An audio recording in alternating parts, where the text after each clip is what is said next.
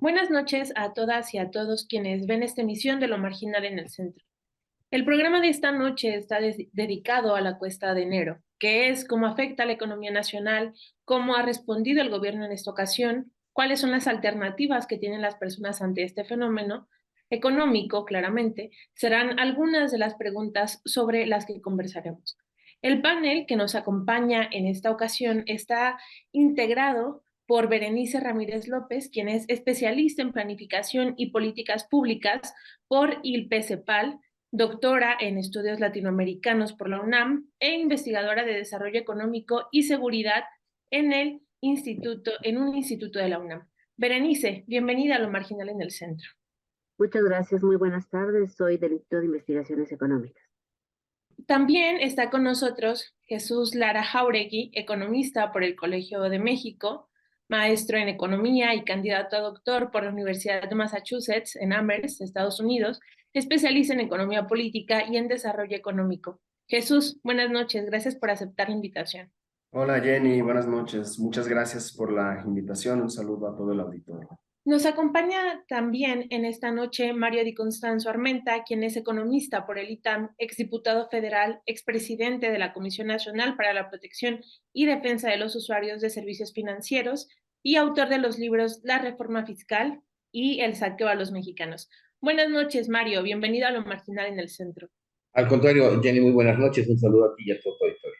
Bueno, entonces comencemos. Cada inicio de año se caracteriza por ser especialmente difícil para los bolsillos de las personas, de las familias.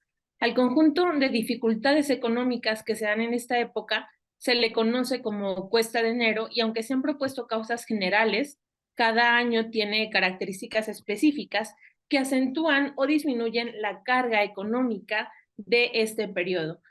A pesar de que el mes pasado el presidente declaró en una mañanera que no habría cuesta de enero si se ahorraba, es claro ahora en enero de este año que el fenómeno está sucediendo. Berenice, ¿cuáles son las causas generales de la cuesta de enero?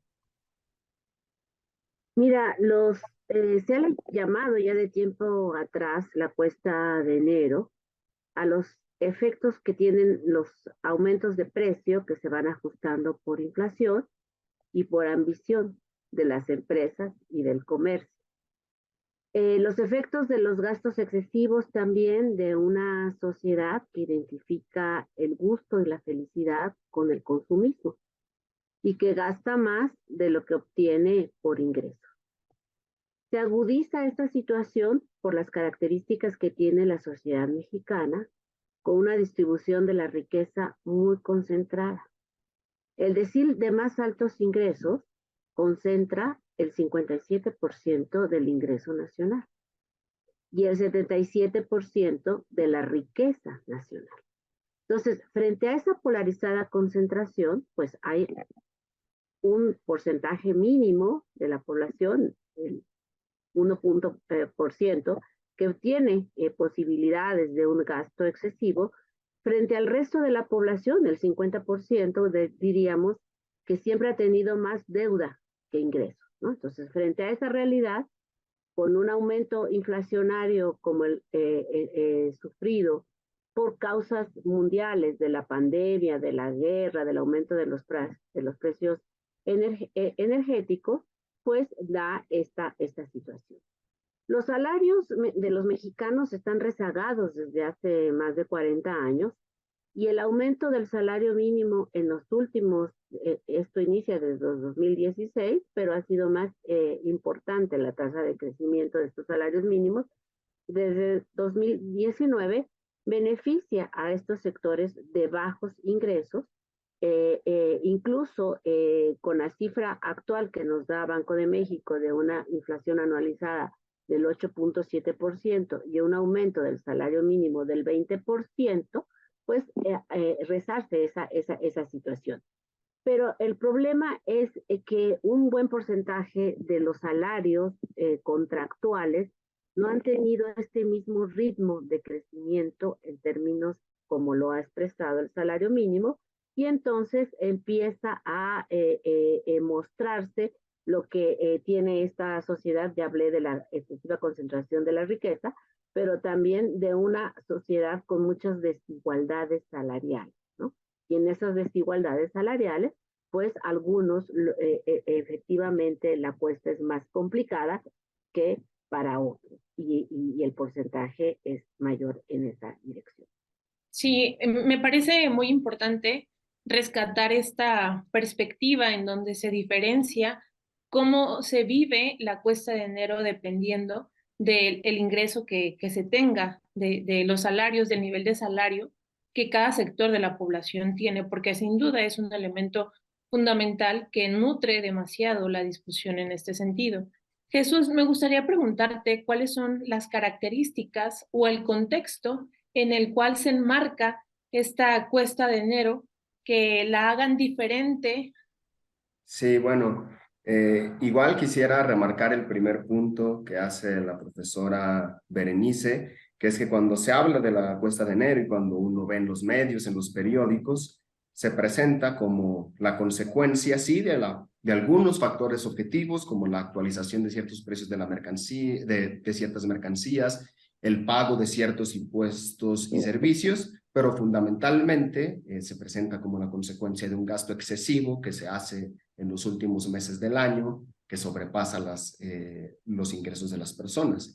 Y como se decía anteriormente, pues no es lo mismo, no significa lo mismo consumir por encima de las capacidades para la mayoría de los mexicanos cuyos ingresos son insuficientes o apenas alcanzan para la canasta alimentaria o para la canasta básica, que para el 1% más rico de la población.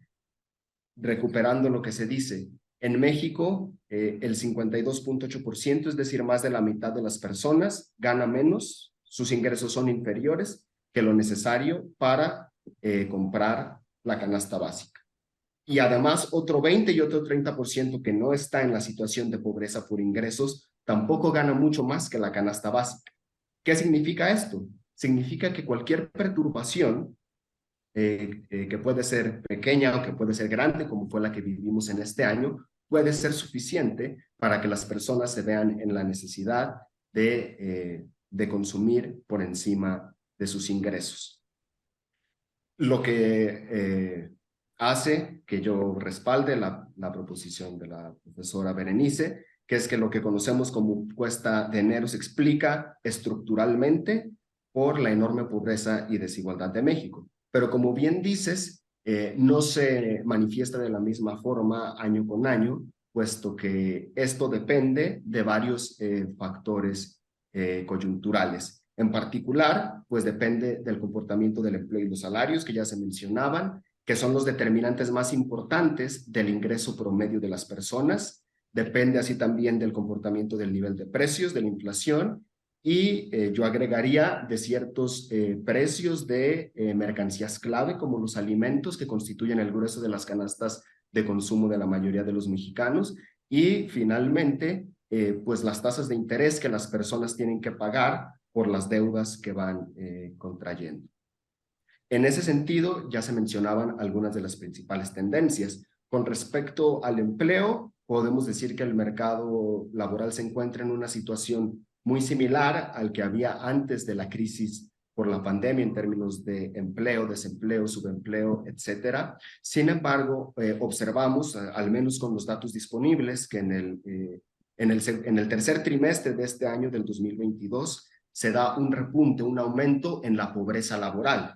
Es decir, la proporción de los mexicanos cuyo ingreso laboral no alcanza para comprar la canasta alimentaria, ojo, solo la canasta alimentaria llega al 40%, y vemos asimismo una caída en el ingreso laboral real promedio, que se explica por lo que ya se comentaba, la acelerada inflación que hemos vivido en este año, que si bien terminó cerca del 7.82%, este aumento en los precios ha sido mayor para ciertos bienes clave, sobre todo para las familias más pobres. El aumento anual en la línea de pobreza extrema, es decir, el costo de la canasta alimentaria, subió aproximadamente un 14%. Entonces, cuando añadimos todos estos factores, pues obtenemos un escenario en el que efectivamente vamos a tener a una mayor proporción de las familias mexicanas pasando dificultades en este mes para hacer frente a sus obligaciones de deuda y para compensar por los gastos más superiores a la media, a lo normal, que se han realizado por factores externos a las decisiones individuales de las personas. Es decir, este no es un problema, y con eso quisiera terminar, no es un problema de decisiones individuales, es un problema estructural y coyuntural que escapa a la voluntad de la mayoría de las familias mexicanas. Quisiera preguntarte, Mario, sobre todo en la forma en la que el gobierno mexicano ha respondido a la cuesta de enero, las medidas que ha propuesto para afrontarla. ¿Qué tan efectivas han sido estas medidas? Bueno, mira, primero que todo, bueno, saludos a mis compañeros conferencistas esta noche, los panelistas. Yo te diría, la respuesta ha sido tímida, ha sido muy tibia y ha sido insuficiente. De hecho, pues no tenemos más que la promesa de la extensión del famoso PASIC, PASIC como una ayuda a la cuesta de enero. ¿Qué te quiero decir con esto? Pues si tú recordarás, fue por ahí de abril, mayo del año pasado, cuando ante esta inflación creciente que ha habido en México, pues el gobierno empieza a tomar algunas medidas. Fundamentalmente toma dos, ¿no? Habla, si no de un congelamiento, sino de un gran acuerdo para que no se incrementen los precios de 24 productos de la canasta básica, si no mal recuerdo. Y por el otro lado, toma una medida, yo te diría que ha sido más perjudicial que benéfica, que es abrir y otorga permisos de importación prácticamente sin ningún requisito a algunos importadores, ni siquiera a toda la industria, con el objeto de que la mayor competencia pues genere una disminución en los precios. Y como hemos visto, estas medidas pues no tuvieron el efecto deseado. De hecho, estamos cerrando el mes de diciembre y el año con una inflación de 7.82% general y con una inflación de más del 14% en alimentos. Las medidas que ha hecho el gobierno como tal, ya incluyendo al Banco de México, pues es subir la tasa de interés en un momento en donde creo que esto ya es más perjudicial que, eh, que ayuda, que una medida que ayude o que fomente a que disminuya la inflación. Para 2024, 2023, lo que pudo haber hecho en un presupuesto más agresivo desde el punto de vista de la inversión, del gasto, para hacer que la economía crezca y para generar empleos, no lo hizo. De hecho, fue un presupuesto, yo te diría, lineal, más de lo mismo, en donde no hay, por ejemplo, medidas ni que fomenten el crédito a las pequeñas y medianas empresas, ni hay medidas que detonen la inversión pública, y mucho menos que protejan a los consumidores. Lo estamos viendo, estamos entrando a la cuesta de enero. Yo te diría que se adelantó desde el mes de diciembre, se observaron ya incrementos en los precios de muchos productos, en el caso del IEPS. Entonces, estamos iniciando la cuesta de enero, si yo te diría, sin ninguna ayuda propiamente del gobierno, sin ninguna medida de política económica, más las que ya se habían tomado algunas a lo largo del año pasado, pues ya tenemos los incrementos en los IEPS, ya tenemos los incrementos en los precios de algunos otros productos, de algunos alimentos. Entonces nos está tomando pues prácticamente solos a los consumidores, a los usuarios, este inicio del año, en un año que promete ser muy complicado. ¿Por qué? Porque si bien es cierto que la inflación eh, aún no va a seguir subiendo, ya se ven algunas señales o pequeñas señales de algún punto de inflexión, sigue siendo alta, sí va a seguir siendo alta durante, yo te diría, cuando menos la primera mitad del primer semestre del año, y con una economía que hoy casualmente se anuncia, el Banco Mundial reduce el estimado de crecimiento para la economía mexicana a menos de 1%. Entonces la cuesta de enero, pues yo te diría que se va a alargar por lo menos hasta el primer trimestre de este año. Sí, sin duda, creo que la perspectiva que han aportado tanto Berenice como Jesús ayudan a comprender el fenómeno precisamente en estos términos que mencionaba al final, como un fenómeno total que responde a una forma específica en la que se organiza la sociedad. Berenice, quisiera preguntarte cuáles son las consecuencias más sentidas por la población mexicana de esta cuesta y cómo ha propuesto el gobierno afrontar estas consecuencias. Sí, mira, la tasa, como señalaba, de inflación anualizada para 2022 se registra en 7,82% y la tasa de alimentos en 10,7%, ¿no? Entonces, este elemento nos está mostrando lo que yo decía del abuso también de parte de empresas que en una dinámica inflacionaria marcan sus precios más altos que las tendencias o con las tendencias atrasadas, y esto va a ser de mayor dificultad para las personas que ganan menos, que tienen menos ingresos, ¿no? Realmente las familias con bajos ingresos utilizan el 50% de su ingreso en compra de alimentos. Y entonces, si esta tasa del precio de los alimentos es más alto, pues va a causar mayores problemas. ¿Qué es lo que ha hecho o qué hizo el gobierno mexicano en los últimos 2 años frente a esta tendencia, aunque el incremento inflacionario fue más evidente durante 2022, agudizada, repito, porque hay que ver siempre el contexto internacional por la guerra Ucrania-Rusia y por el aumento del precio de los energéticos en el mundo? Y el poner subsidios a la gasolina y el hacer un pacto sobre el costo de una canasta que difiere de la de Coneval, sino de principales productos que la gente consume, y hacer un acuerdo con los supermercados, que es básicamente donde acuden las personas, llevó a contener este proceso en espiral que estábamos observando inflacionario, y que se detuvo en el último trimestre, y por eso da este resultado de esta tasa anualizada. Entonces, estos dos elementos del subsidio, de este pacto, de ir controlando otros precios, le permitió que no se empobreciera más las personas, ¿no? Hay un elemento que quiero reflexionar en relación a la política económica del actual sexenio. Tiene tintes de equilibrio macroeconómico, ha mantenido un equilibrio macroeconómico.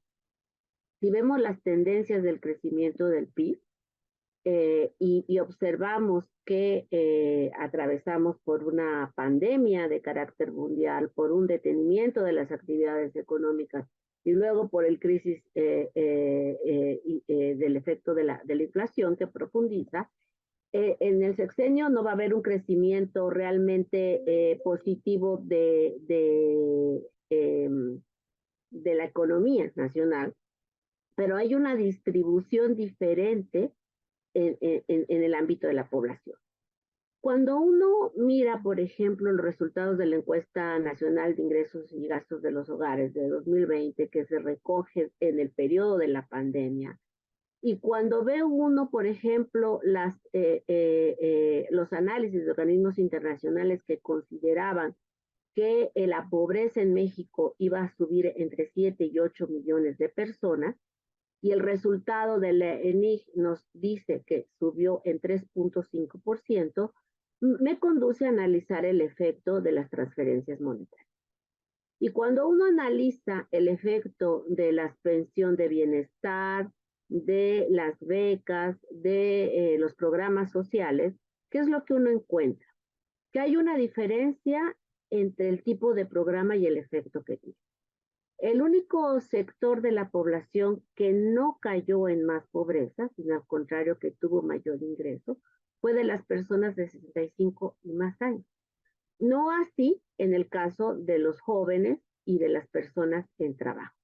Cuando uno revisa la dinámica del empleo, nos damos cuenta que no cae en ingreso los asalariados formales, pero sí caen en ingreso los trabajadores por cuenta propia, los trabajadores que no tienen acceso a la seguridad.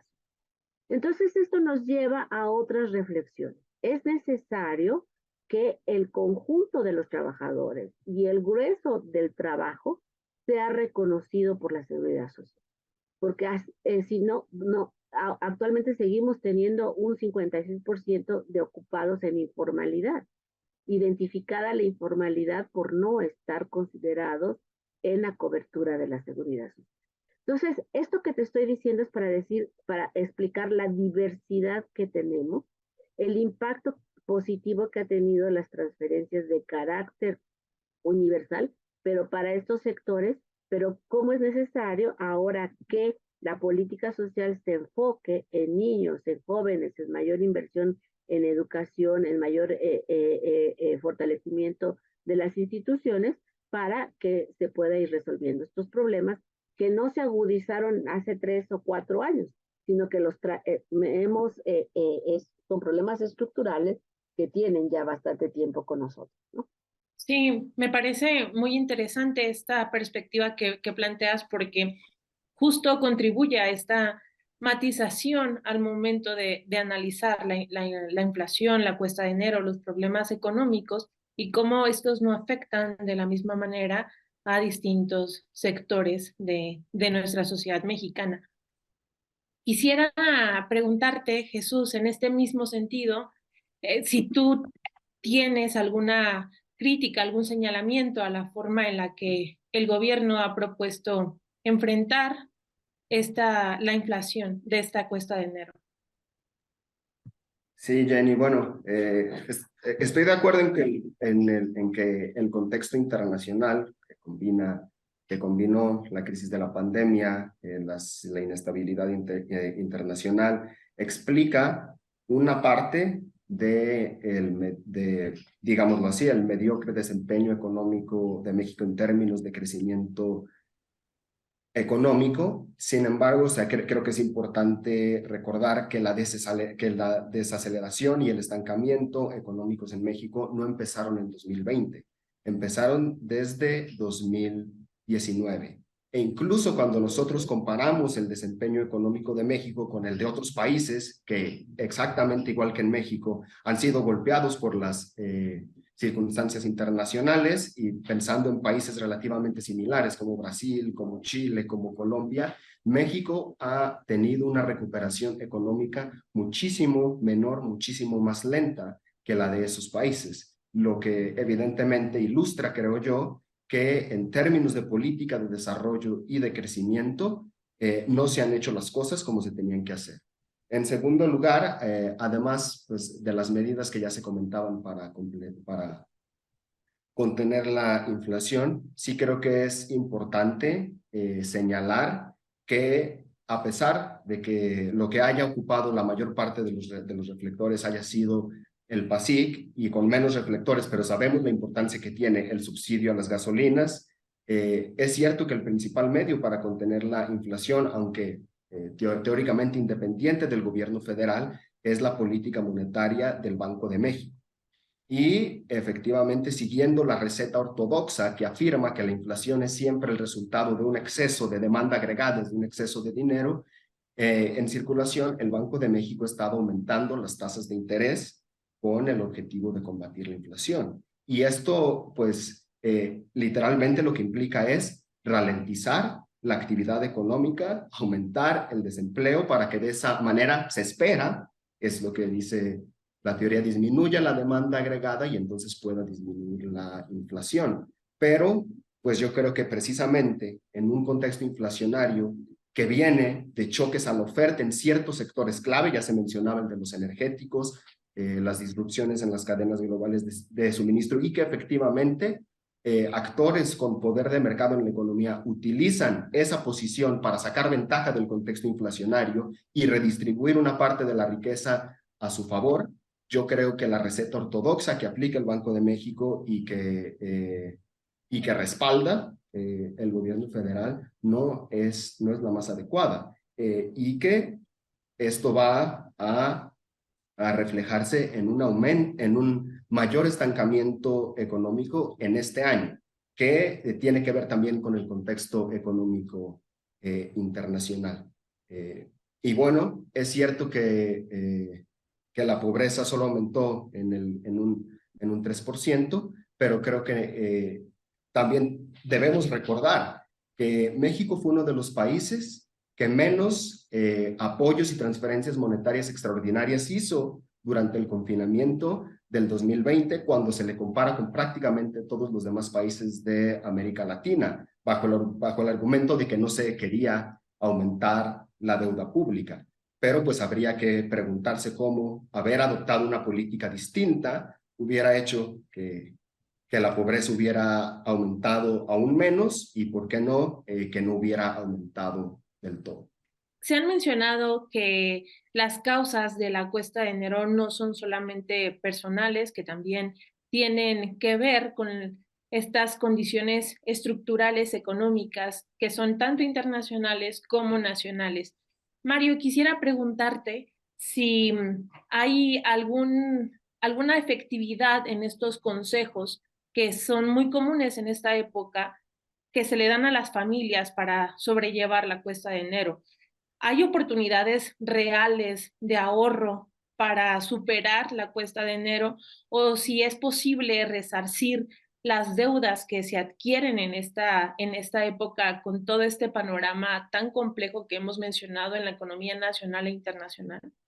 Mira, cada vez va a ser más difícil. A ver, sí es cierto que, digamos, una parte del proceso del problema inflacionario que tuvo el mundo el año pasado tiene que ver con el conflicto de Rusia y Ucrania, es cierto, es una parte, pero eso no quiere decir que sea todo. México ha dejado de hacer cosas importantes. Por ejemplo, en materia del campo, desde hace 3 años, el campo ha sido abandonado pues, totalmente. En los últimos 4 años se han dejado de sembrar casi 6.2 millones de hectáreas de granos básicos. Es decir, no podemos decir que el mundo tiene una inflación y que no podemos hacer nada, ¿no? Hemos dejado de hacer cosas. Ahora bien, ¿qué consejos puede tener la gente cuál es la capacidad real para defenderse de esta cuesta de enero? Yo te diría que el margen se va haciendo mucho más pequeño. ¿Por qué? Porque la inflación se está generando en el sector pues más vulnerable para la gente, que es el sector de los alimentos. Es muy difícil que una persona pues deje de comer. Y esa es la verdad. Hay personas que hoy, por ejemplo, están financiando su comida con la tarjeta de crédito, por ejemplo, que están jineteándola para comer. La pobreza laboral, veíamos el dato, del último trimestre de 2022, ascendió al 40% de la población. Es decir, 4 de cada 10 mexicanos hoy no perciben o perciben un salario que no les alcanza a cubrir una canasta básica alimentaria. Es decir, la inflación se está dando donde más se pega a las clases más desprotegidas, que además son las que menor capacidad de ahorro tienen. Es cierto que es muy deseable, por ejemplo, que desde el año pasado o que una parte del aguinaldo se hubiera guardado pues para saldar deudas. Lo ideal es empezar el año sin deudas, lo ideal es empezar el año con un ahorro para pues emergencias en el próximo año, pero la realidad es que la gente ya no tiene esta capacidad de ahorro. Y no la tiene no tanto porque esté malgastando el dinero, ¿no? Sí hay que cuidarlo, hay que tener un consumo eficaz, eficiente. ¿Y qué quiere decir esto? Pues solamente lo necesario. Pero ya llegamos a un punto en donde solamente lo necesario es la comida. Y es lo que ha aumentado precisamente de precio. Entonces, este aumento en la comida le pega más a la gente que menos tiene. ¿Por qué? Bueno, porque una gente entre menos recursos, entre menos ingreso perciba, pues destina un mayor porcentaje de este ingreso a la compra de alimentos.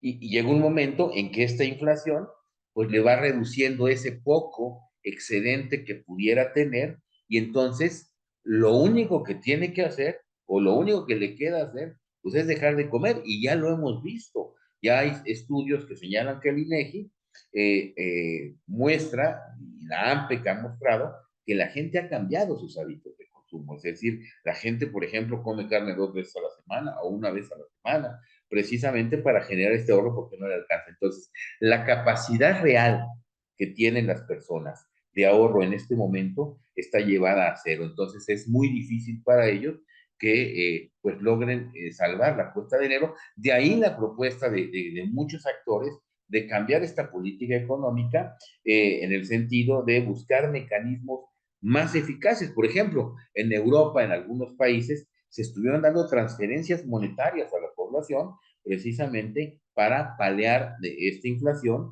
y en su momento la crisis. Y no te estoy hablando de la crisis del COVID, estoy hablando del año pasado, por ejemplo, si no mal recuerdo, Francia o España, lo que hicieron fue dar transferencias monetarias, eliminar o bajar totalmente el IVA en alimentos, en los que ellos tienen, precisamente para ayudar a reactivar el poder adquisitivo de las personas.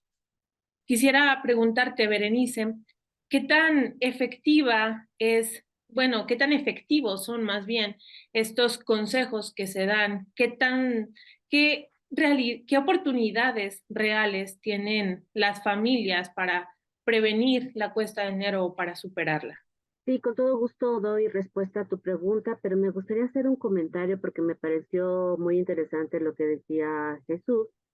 Sí, adelante. De hecho, la desaceleración de la economía mexicana se muestra desde el 2016 y se hace más evidente la caída del empleo en 2018 y realmente cuando ya asume este gobierno, pues realmente ya traía estas condiciones.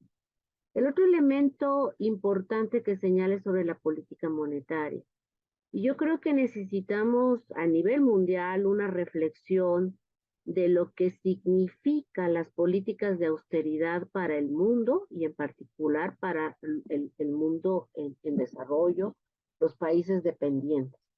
Porque estamos atados de manos en el sentido de que nos imponen políticas de austeridad el Fondo Monetario Internacional, incluso señalen no gasten más, bájenle a todo el gasto público, y eso pues va a afectar la dinámica de la economía, pero no tanto eso, sino del bienestar de la mayoría de las personas, de mayor pobreza.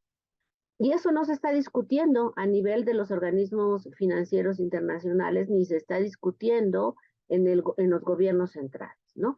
Entonces, se asume que esa es la única política monetaria que hay cuando hay otras posibilidades. Y precisamente por eso este gobierno no gastó más, porque sabía que se iba a endeudar.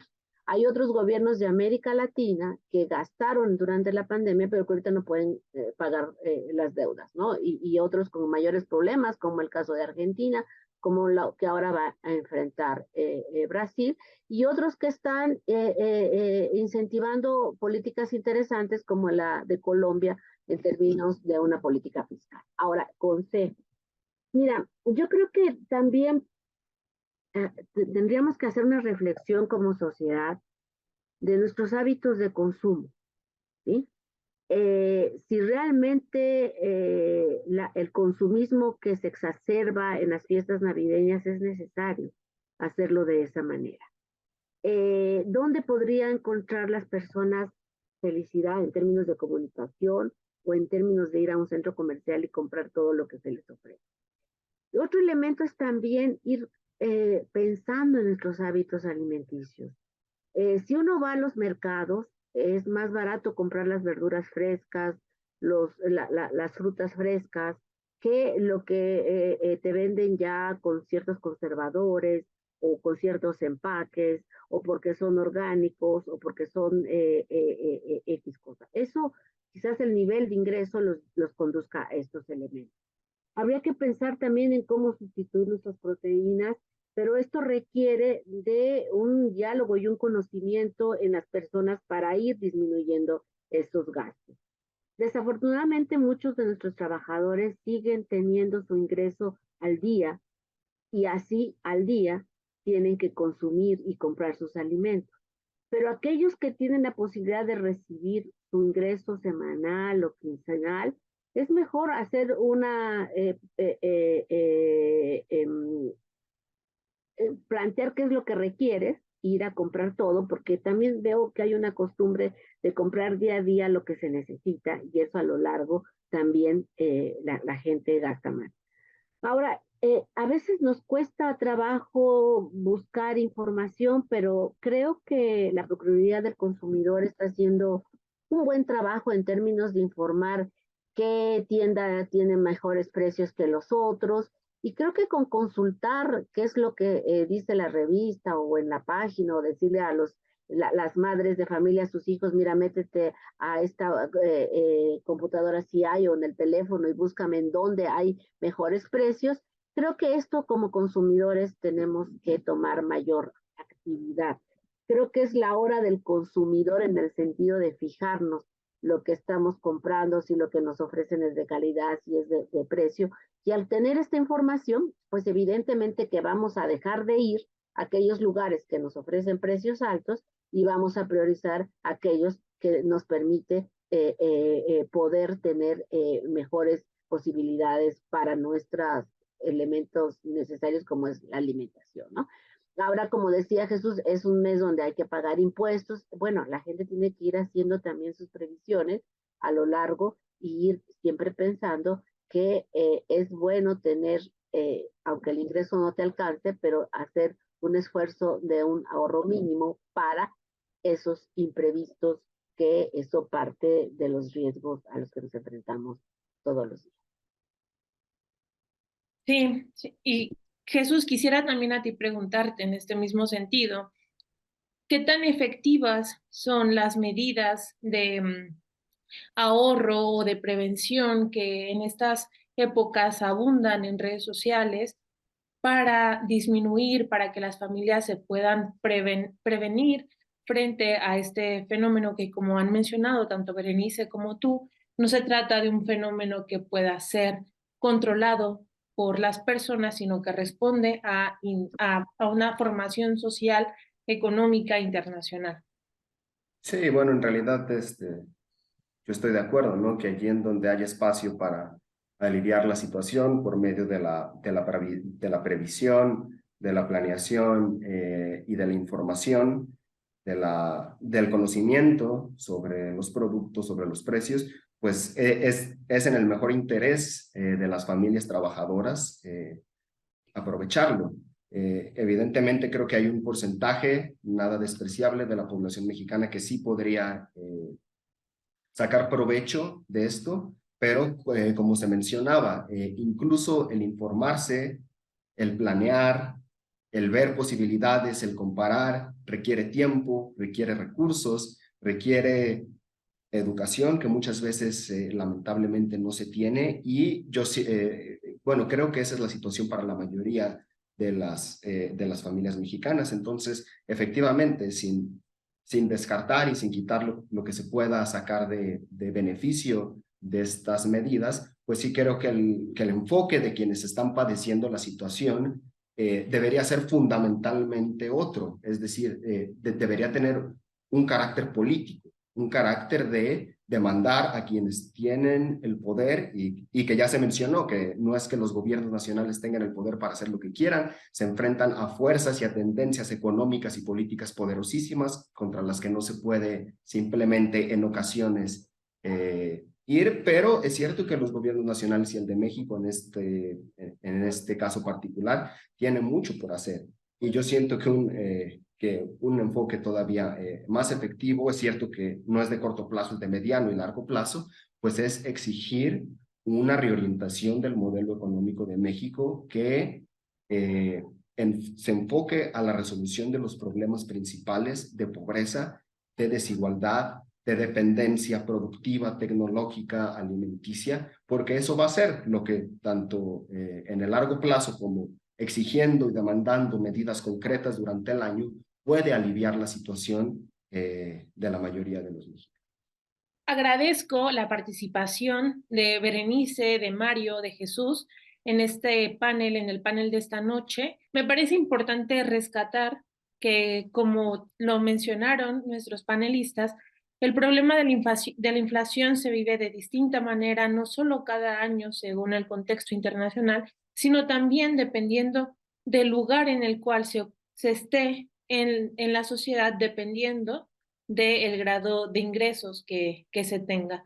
Esto creo que es importante tenerlo presente porque nos ayuda a tener una comprensión más específica de este problema, de la cuesta de enero.